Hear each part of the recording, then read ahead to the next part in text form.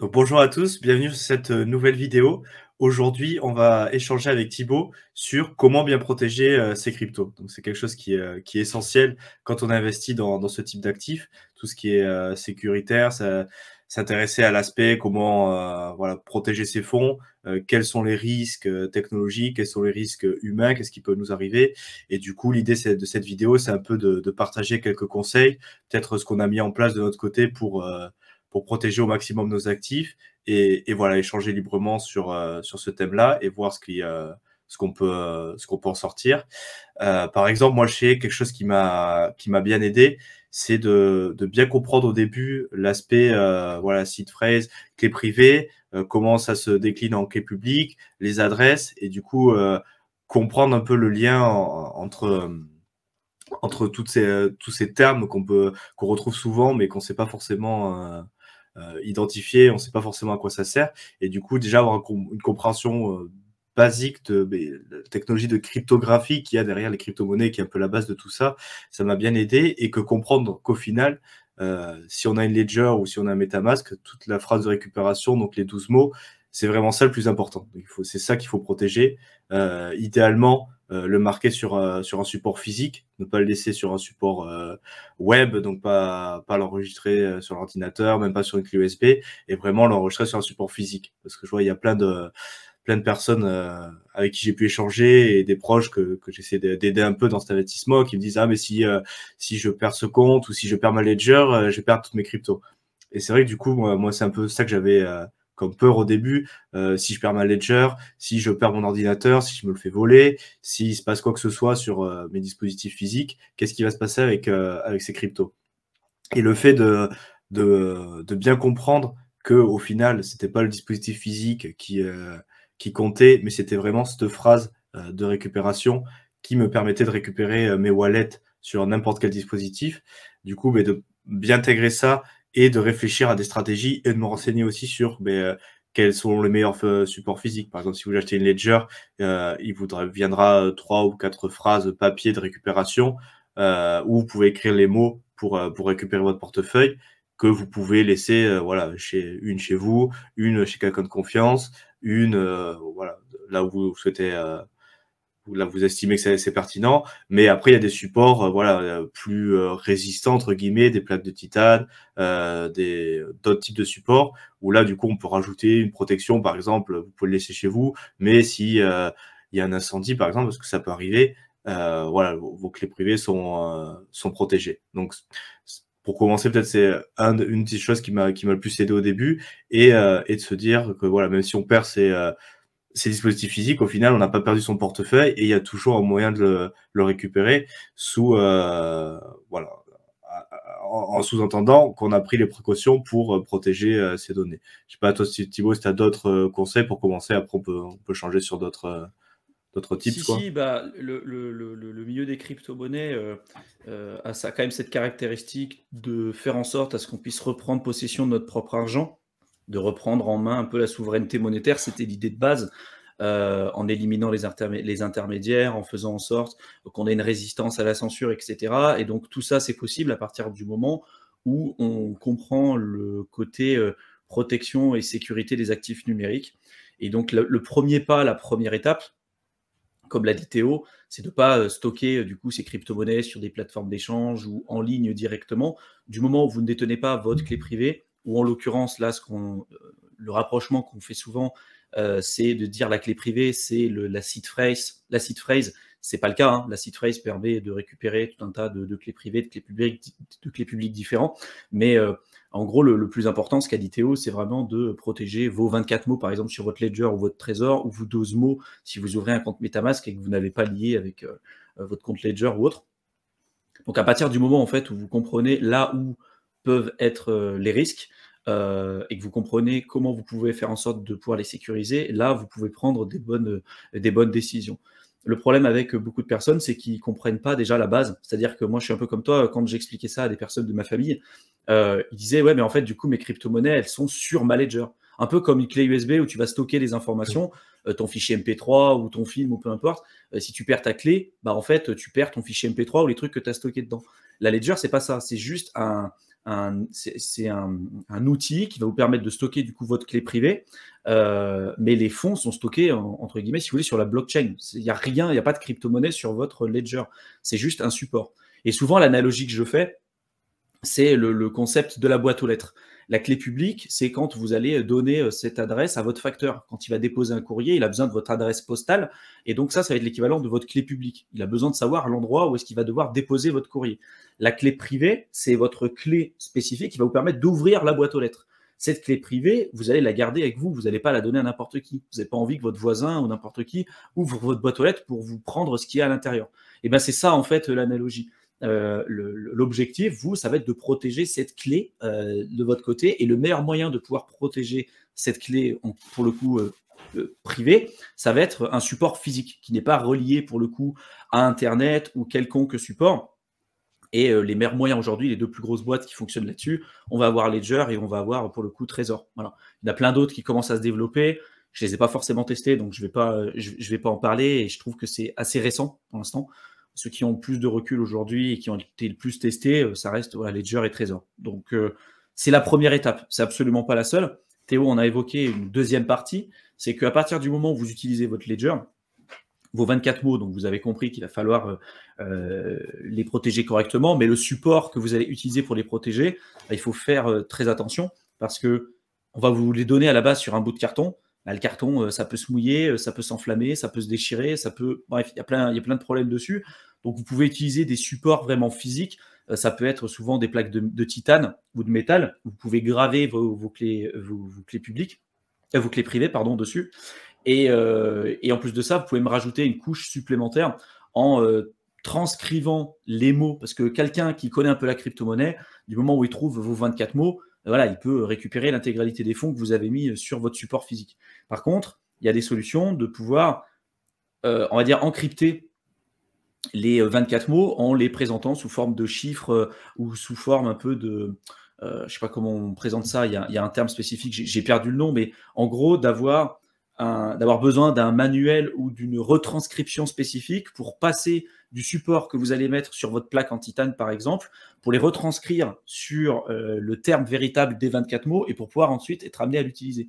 C'est-à-dire que quelqu'un qui va trouver votre plaque en titane, il va juste voir, par exemple, des poinçons ou des points sur le support et il peut sembler que ce soit fait de manière aléatoire, sauf qu'en réalité, non, c'est un code qui est chiffré et donc voilà, il faut apprendre à le déchiffrer, il faut avoir le manuel pour pouvoir le déchiffrer, pour récupérer les 24 mots pour pouvoir ensuite les utiliser. Il y a plein de degrés, on pourra en évoquer plein d'autres dans la vidéo, mais il faut savoir où est-ce que vous vous situez et où est-ce que se situe le risque. Quand vous perdez votre ledger, si vous avez fait attention à ce que je vous ai dit, si vous avez protégé vos 24 mots, entre guillemets, voilà, vous ne perdez pas vos fonds. Demain, vous pouvez réimplanter et réutiliser ces 24 mots sur une nouvelle ledger ou même sur un trésor pour récupérer votre portefeuille. Ça pose aucun problème. Parce que les fonds, encore une fois, je le répète, ne sont pas stockés sur votre ledger, mais ils sont stockés sur la blockchain. Et la ledger, c'est comme une clé qui vous permet d'ouvrir le coffre-fort pour accéder à vos fonds sur la blockchain. Comme une clé physique qui vous permet d'ouvrir votre boîte aux lettres pour récupérer ce qu'il y a à l'intérieur. Donc du coup, ça c'est important aussi pour éviter des arnaques, pour continuer, peut-être fermer la parenthèse sur la partie clé privée, hardware wallet. Ce qu'on a vu par exemple avec Ledger, c'est que bon, les dispositifs sont sûrs. Pour l'instant, il n'y a pas eu de faille. Et par contre, ce qui a été une faille, c'est le côté humain, donc le côté entreprise Ledger qui s'est fait hacker sa base de clients, une bonne partie du moins.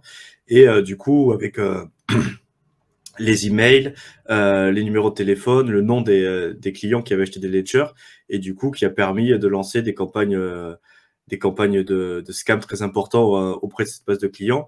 Et donc là, du coup, le fait de pas avoir peut-être de pas avoir compris et intégré toutes ces notions, on peut vite tomber dans certains pièges. Et concrètement, ils vont venir essayer de targeter, d'essayer de voler vos clés privées. Tout ce qu'on vient de dire qu'il faut protéger, il faudra faire très attention parce qu'il y a beaucoup d'arnaques et principalement, ça vise à récupérer ces clés privées. Donc, il faut utiliser plein de stratagèmes différents. Et ça peut aller, voilà, ça peut être du message pas forcément très bien écrit en français qui vous demande des choses un peu bizarres, donc c'est assez vite repéré, jusqu'à des types d'arnaques un peu plus poussées. Et j'avais même vu qu'il y avait certaines personnes qui s'étaient amusées à envoyer Ledger pour après le hack, de dire bon ben oui c'est vrai, on s'est fait hacker, du coup bon ben on est désolé, et pour vous dédommager ou pour faire un petit geste commercial, on vous envoie une autre Ledger gratuite. Donc il y avait des scammers, enfin des arnaqueurs qui s'étaient amusés à acheter des ledgers, à aller ouvrir le boîtier, les modifier pour récupérer les données après, remballer la boîte, faire un joli papier, vous l'envoyer directement chez vous, parce que maintenant, suite au hack de Ledger, ils avaient récupéré l'adresse, et envoyer ces dispositifs chez les personnes. Et du coup, si vous aviez le malheur de connecter votre wallet ou de transférer des cryptos sur ce nouveau wallet qu'on vous avait envoyé de manière à titre gracieux, de parler officiellement Ledger, voilà, ben vous avez siphonné vos fonds, donc du coup ça peut aller très très loin, et il faut vraiment se tenir au courant aussi des arnaques possibles, de ce qui peut être fait, et surtout aussi sur la partie mail et réseaux sociaux, essayer de verrouiller tout ça au maximum, donc au minima mettre une double authentification, donc éviter la double authentification par SMS, parce que là on a tout ce qui est smishing, ou je sais pas, SimSwap, smishing, donc tout ce qui est attaque au SMS qui peut être réalisé assez facilement. Donc après le niveau supérieur, c'est un peu tout ce qui est authentificateur, Google Authentificator, qui vous envoie un code mais sur une application spécifique et qui dure pas forcément, qui dure 30 secondes. Vous avez 30 secondes pour entrer le code, et du coup ça vous permet d'accéder. Et après, sinon vous avez même chose que pour la Ledger, au final, une authentification physique. Donc pour lancer une transaction avec la Ledger, comme pour Trésor sur les hardware wallets, il faut une validation physique de la personne pour initier la transaction. Pour la double authentification, ça existe aussi, ce qui s'appelle YubiKey, qui est le leader du marché. C'est comme une sorte de clé USB. Et au moment de rentrer dans votre compte, donc il faut taper mot de passe, enfin votre adresse email, votre mot de passe, et au lieu de demander un code par SMS ou de l'application, vous allez tout simplement insérer votre dispositif dans l'ordinateur, et il faudra appuyer. Il y a une partie en métal où vous pouvez appuyer, et le dispositif détecte que vous avez appuyé, et du coup ça vous permet d'accéder à votre compte. Et au préalable, voilà, il faut dire que cette clé permet d'ouvrir cette compte, mais ça permet aussi d'avoir un parallèle avec ce qui se fait dans la crypto-monnaie, d'avoir une authentification physique au moment de rentrer sur votre compte. Et ça, moi, je le conseille par exemple sur le compte mail principal que vous avez, qui souvent est connecté aux exchanges, qui a des données peut-être un peu sensibles, donc pour la crypto, mais comme pour la vie personnelle, c'est intéressant d'avoir ce type d'authentification qui est la plus forte. Donc FIDO2 actuellement, ce qui est un peu dans le top des double authentification pour rentrer sur vos mails et aussi sur les réseaux sociaux. Ce qui peut être, voilà, si vous avez Facebook, si vous avez Instagram, Twitter, Telegram, tous ces comptes-là, les protéger au maximum, parce que voilà, il peut y avoir, si vous vous faites hacker, il faut penser aussi aux conséquences que ça peut avoir.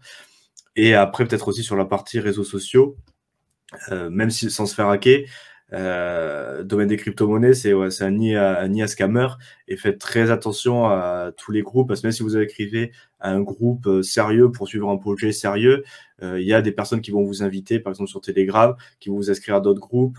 Vous allez aller recevoir des messages en privé si tu cherches des conseils d'investissement, ou voilà, des gens qui essaient de vous scammer. Et en général, si vous recevez un message privé dans l'univers de la crypto, c'est quelqu'un qui essaie de vous arnaquer. Et après, toutes les sollicitations pour des airdrops et tout ce qui vise à vous faire peur, et tous les types d'arnaques, vous allez recevoir par mail, parce que c'est arrivé aussi suite au hack de Ledger, de recevoir des mails. Vite, il faut se connecter. Et le support Ledger, bon, il y a toujours une bonne raison. Il y a toujours cet aspect un peu il faut agir vite parce que sinon ça va être trop tard, et du coup qui vise tout simplement à récupérer votre clé privée. Donc à chaque fois qu'on vous demande de rentrer votre clé privée, dites-vous bien que c'est un scam, parce qu'il n'y a aucune raison, à part si vous avez perdu votre ledger, si vous avez perdu votre ordinateur et vous avez besoin de réinitier un nouveau portefeuille. Donc vous achetez bien sur le site officiel Ledger, ça c'est aussi un truc, pas sur Amazon, pas sur des sites de revente, pas de seconde main, c'est bien directement sur le site officiel. Et là, vous sortez vos 24 mots que vous avez gardés, vous réinitiez votre portefeuille, mais c'est vraiment le seul moment où vous avez besoin de sortir vos 24 mots. C'est-à-dire que s'il y a un support client, si c'est dans un chat, si c'est sur Internet ou n'importe quel support, s'il y a quelqu'un qui vous demande de rentrer votre clé privée, voilà, vous allez perdre vos cryptos, parce que c'est un scam. Et malheureusement, il y a plein de personnes qui tombent qui tombent dans ces travers-là. C'est pour ça peut-être qu'on a insisté un peu au début sur bien comprendre cette clé privée, comment la protéger, parce que c'est vraiment le plus important.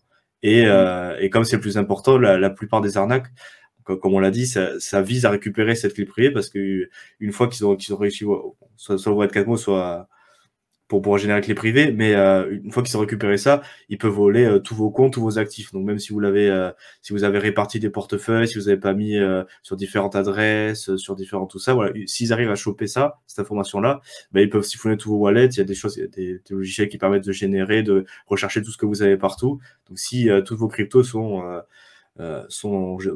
stockés sur des adresses qui ont été générées à partir de cette seed, au final, ben, vous allez vous faire tout siphonner. Donc c'est un peu voilà, comme ça, pas forcément dans l'ordre et pas forcément en ordre d'importance, mais quelques points où il faut faire attention et comment Et faire. puis, moi, ce que je voulais dire, c'est qu'il y avait aussi différents degrés dans l'aspect sécurité auquel il faut faire attention.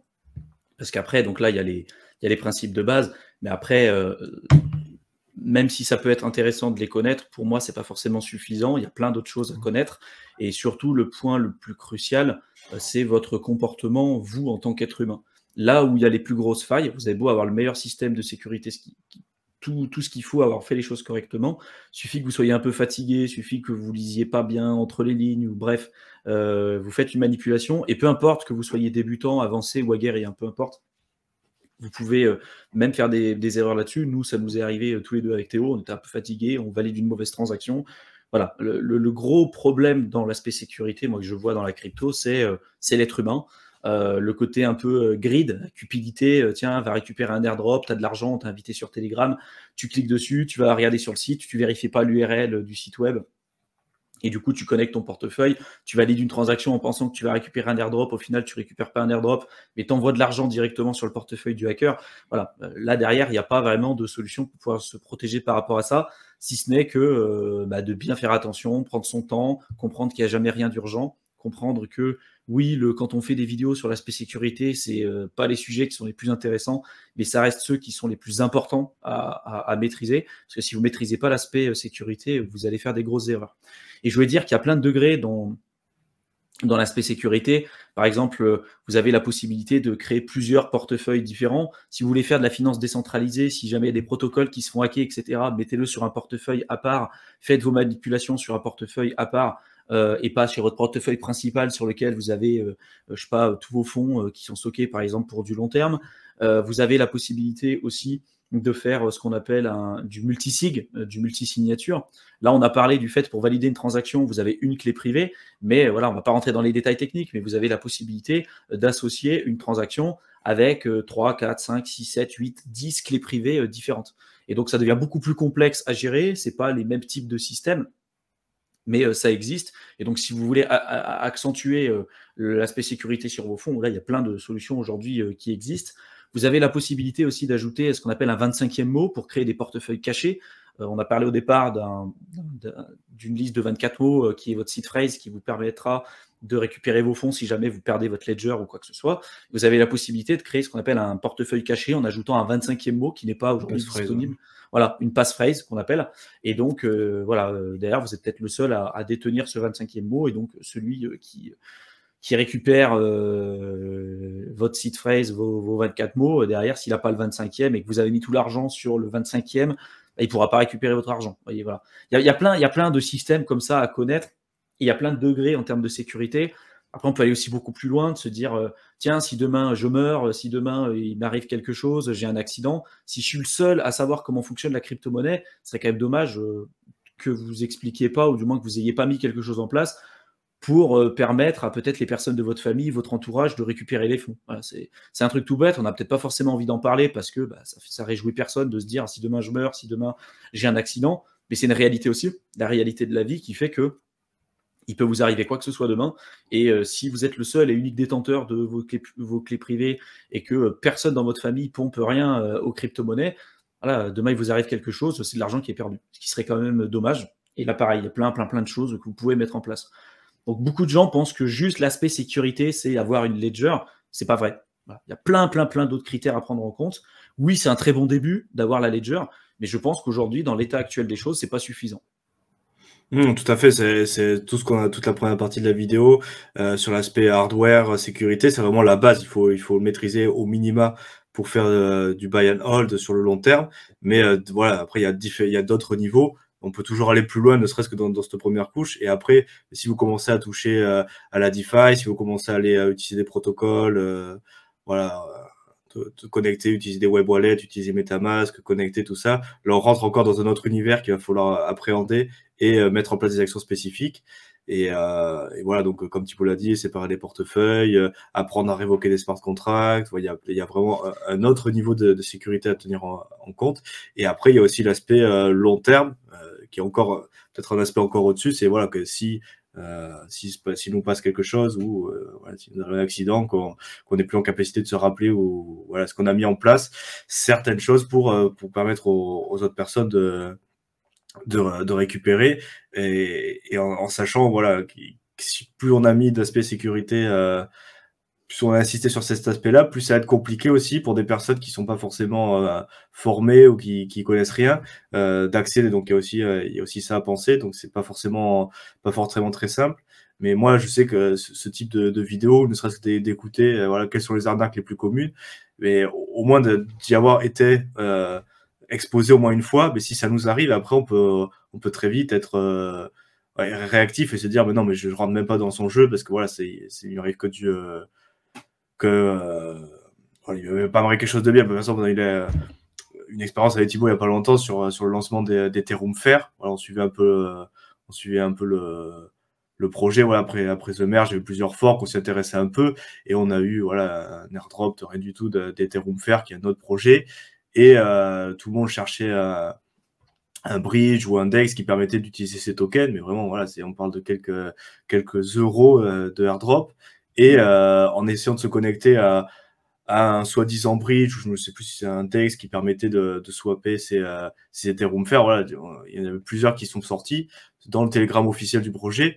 Et au final, quand on essaie de se connecter, ça met connecter son portefeuille, Connecter la Connect seed Wallet, phrase. Connect Wallet, et là on demande directement seed phrase, mot de passe. Et c'est vrai que ça paraissait officiel, l'interface était propre, et du coup juste voilà d'avoir ces notions en tête. Voilà, on essaie de se connecter, truc, bon, c'est bon, on essaie de nous arnaquer, on ferme la page, on va un peu plus loin, et puis voilà.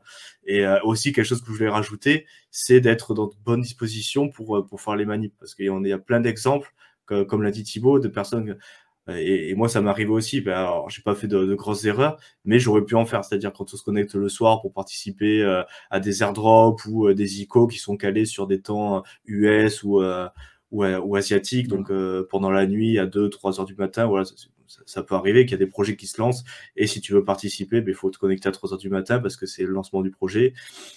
C'est comme ça. Mais là, par contre, on est beaucoup plus sujet à l'erreur parce qu'on n'est pas forcément réveillé, on n'est pas forcément dans des bonnes dispositions, et on va plus avoir tendance à cliquer machinalement, à pas prendre en compte. Et je me suis retrouvé voilà, à cliquer sur des autorisations. Alors d'habitude, c'est des choses que je vais vérifier, voilà, le montant, est-ce que je donne accès à tous les fonds, est-ce que je donne accès à une partie, et voilà. Et juste le fait que ça soit tard dans la nuit et que je sois pas dans des bonnes dispositions, j'aurais pu faire des erreurs qui auraient pu coûter très très cher.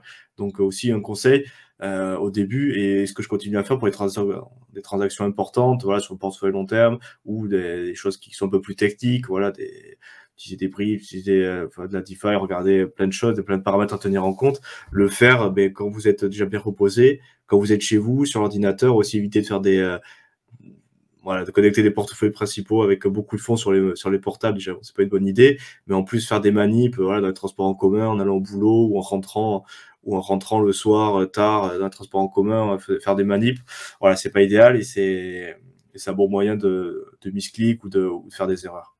Donc, voilà, je pense qu'on a fait le tour. L'idée, c'était, voilà, si vous êtes pas familier, vous donnez un peu de grain à moudre, un peu de réflexion, peut-être pas une mauvaise idée de s'y intéresser un peu plus. Si vous êtes un peu plus familier, peut-être, voilà, j'espère qu'on a pu donner des exemples ou des points de réflexion que vous aviez peut-être pas tenu en compte. Et voilà, si ça vous intéresse plus de contenu dans ce genre où on échange librement avec Thibaut, n'hésitez pas à vous inscrire à ma chaîne. Et si ça vous intéresse du contenu plus tourné vers finances personnelles, investissement en général, mais aussi business en ligne, Mais n'hésitez pas à suivre la chaîne de Thibaut. Je mettrai le lien dans la description. Il fait pas mal de contenu, donc n'hésitez pas à aller jeter un œil. Et ben, du coup, pour notre part, on vous laisse et on vous retrouve dans une autre vidéo. Merci, au revoir. Salut à tous.